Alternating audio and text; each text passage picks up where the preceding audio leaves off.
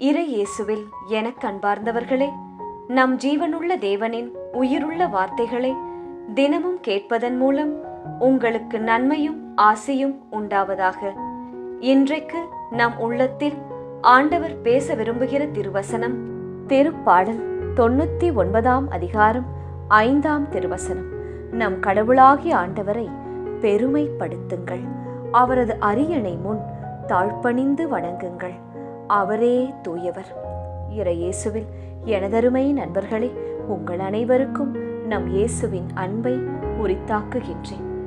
இன்றைய புனிதர்களாம் புனித பீட்டர் கிரிசோலோகூஸ் ஆயரிடம் நமக்காக இறை இயேசுவிடம் பரிந்து பேசி அவரின் மேலான இரக்கத்தை பெற்று தரும்படி ஜெபித்துக் கொள்வோம். இன்று ஜூலை மாதம் 30 நாள் புதன்கிழமை. சரி, மனதில் என்னென்ன எண்ணங்கள் ஓடிக்கொண்டிருக்கிறது?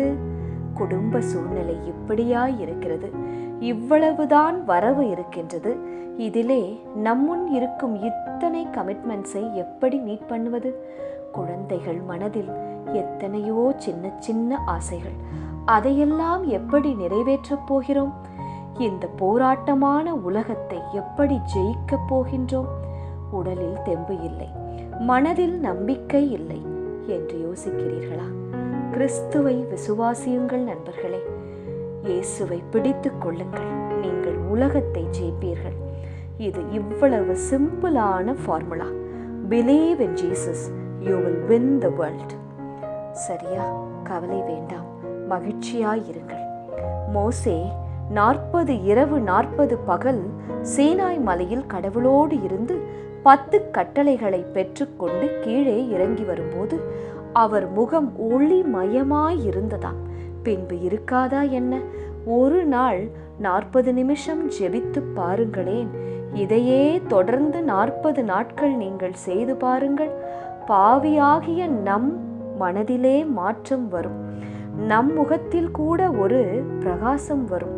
சின்ன குழந்தையை கூட அடிக்க மாட்டீர்கள், திட்ட மாட்டீர்கள், மரியாதை இல்லாமல் பேச மாட்டீர்கள்.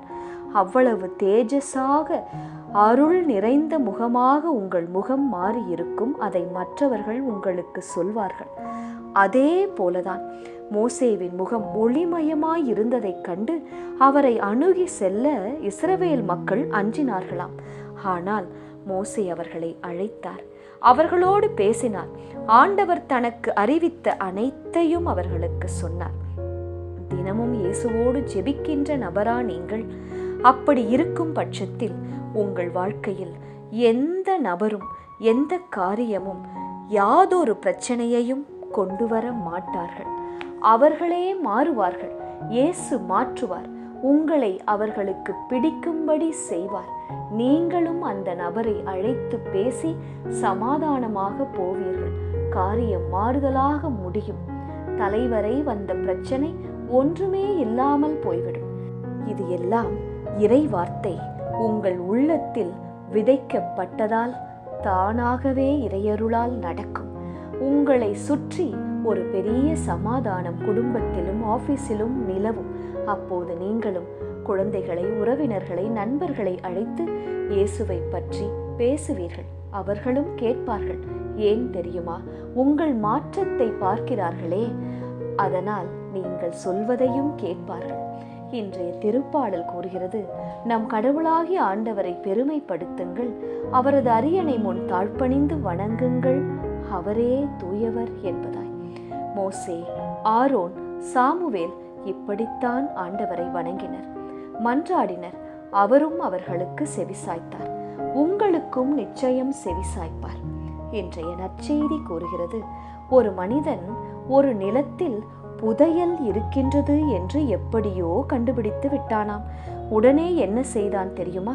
நீங்கள் அந்த இடத்தில் இருந்திருந்தால் என்ன செய்திருப்பீர்கள்? ஹாப்பியாக போய் உங்களுக்குள்ள யாவற்றையும் விற்று அந்த பர்டிகுலர் நிலத்தை வாங்குவீர்கள். அதையே தான் அவனும் செய்தான். அந்த நிலம்தான் விண்ணரசு, அந்த மனிதர்தான் நாம். பரலோக வாழ்வு விலைமதிப்பே இல்லாத புதையல், விலைமதிப்பே இல்லாத முத்து. அதை கண்டடைவதற்காக எதை வேண்டுமானாலும் தியாகம் செய்யலாம் நண்பர்களே. துச்சம் என கருதலாம், விட்டு விலகலாம். முயற்சி செய்து பாருங்கள், அந்த வாழ்க்கை உங்களுக்கு மிகவும் பிடிக்கும். ஜெபிக்கலாமா?